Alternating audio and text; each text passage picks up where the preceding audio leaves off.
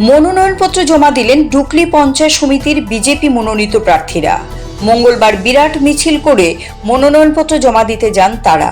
মিছিল শুরু হয় সূর্যমণিনগর মণ্ডল কার্যালয় থেকে।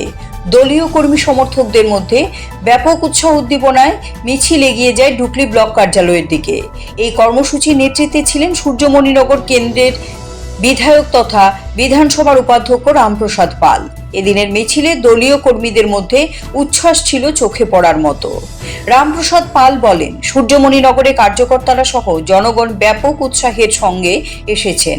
এখানে পঞ্চায়েত সমিতির সবকটি আসনে বিজেপি প্রার্থীরা জয়ী হবেন বলে আশা ব্যক্ত করেন তিনি।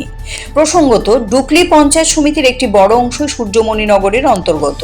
এখানে বিরোধীদের তরফে এখন পর্যন্ত কোনো অভিযোগ পাওয়া যায়নি। বৃহস্পতিবার শেষ হচ্ছে পঞ্চায়েত নির্বাচনের মনোনয়নপত্র জমা দেওয়ার পর্ব। যারা আমাদের পঞ্চায়েত সমিতি প্রার্থী হয়েছেন, আমি প্রার্থীদের সাথে এখন এখানে যারা মনোনয়নপত্র দাখিল করতে এসেছেন প্রার্থীরা তাদের সাথে এসেছি এবং আমাদের প্রার্থীর সাথে এক বিশালভাবে আমাদের সূর্যমণিনগরের জনগণ এসছে, কার্যকর্তারা এসছে। আমি আশা করি যেইভাবে জনগণ এবং কার্যকর্তাদের উৎসাহ। CRI TV, channel for news and entertainment.